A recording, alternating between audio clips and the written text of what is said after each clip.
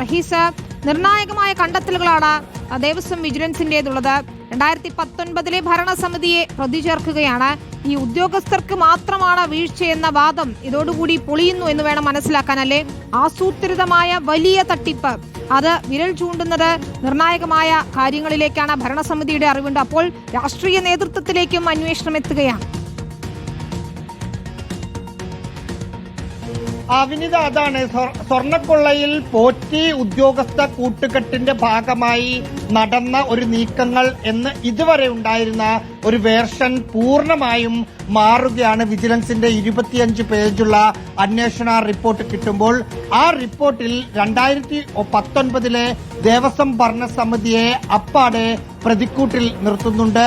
ഈ കൊള്ള നടന്നതിൽ ഉദ്യോഗസ്ഥർ മാത്രമാണ് മുൻകൈയെടുത്തത്, അതല്ലെങ്കിൽ അവരുടെ അറിവോട് കൂടി മാത്രമാണ് നടന്നത് എന്ന് വിചാരിക്കാൻ കഴിയില്ല. ഭരണസമിതിയുടെ പ്രേരണയോ സമ്മർദ്ദമോ ഇതിലുണ്ടായിട്ടുണ്ടാകാം എന്നതാണ് ദേവസ്വം വിജിലൻസ് SP സുനിൽകുമാർ ഹൈക്കോടതിയിൽ നൽകിയ റിപ്പോർട്ടിലുള്ളത്. എന്ന് മാത്രമല്ല, ഇതേക്കുറിച്ച് തുടരന്വേഷണം നടത്തണം എന്ന കാര്യം കൂടി റിപ്പോർട്ടിലുണ്ട്.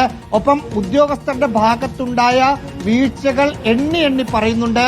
9 ഉദ്യോഗസ്ഥരെ പ്രതിക്കൂട്ടിൽ നിർത്തുമ്പോൾ അത് വെറുതെ പേര് പറഞ്ഞു പോവുകയല്ല. ഓരോ ഉദ്യോഗസ്ഥരുടെ ഭാഗത്തു നിന്നും എന്ത് തെറ്റുകളാണ് ഉണ്ടായതെന്ന് കൃത്യമായി പറയുന്നു. ആകെ അതിനകത്ത് ദേവസ്വം ബോർഡിനെ ആശ്വസിക്കാവുന്ന ഒരു കാര്യം, ദേവസ്വം ബോർഡ് ഭരണസമിതി എടുത്ത തീരുമാനം ഉത്തരവായി ഇറക്കിയപ്പോൾ ഉണ്ണികൃഷ്ണൻ പോറ്റിയുടെ കൈവശം ഒറ്റയ്ക്ക് കൊടുത്തുവിടാം എന്നൊരു വരി ദേവസ്വം ഭരണസമിതി അറിയാതെ അന്നത്തെ ദേവസ്വം സെക്രട്ടറി S ജയശ്രീ എഴുതി വെച്ചിട്ടുണ്ട് എന്നത് മാത്രമാണ് ആശ്വാസം. അതായത് ഒറ്റയ്ക്ക് കൊടുത്തുവിടാനുള്ള തീരുമാനമെടുത്തത് ദേവസ്വം ഭരണസമിതി അല്ല എന്നതാണ് അതിനകത്താകെ പറയുന്നത്. ബാക്കി മുഴുവൻ ഇടപാടുകളിലും ദേവസ്വം ഭരണസമിതി കൂടി പ്രതിക്കൂട്ടിൽ നിർത്തുന്ന റിപ്പോർട്ടാണ് സമർപ്പിച്ചിരിക്കുന്നത്. വിനിത, അത് തന്നെയാണ് ഏറ്റവും നിർണായകമായ കാര്യം. ദേവസ്വം ഭരണസമിതിയുടെ റോൾ എന്താ? ദേവസ്വം ഭരണസമിതിക്ക് നിർദ്ദേശങ്ങൾ നൽകിയത് ആര്? കള്ളക്കളിക്ക് പിന്നിൽ ആരൊക്കെ എന്നതാണ് വ്യക്തമാക്കേണ്ടത്. സ്വർണം ചെമ്പെന്ന് മാറ്റിയത് ആരാണ്? മോഷ്ടിച്ച സ്വർണം എവിടെ? ഇതൊക്കെ ഇനിയും വ്യക്തമാക്കേണ്ടതുണ്ട്. റഹീസ് വിവരങ്ങൾ നൽകിയായിരുന്നു.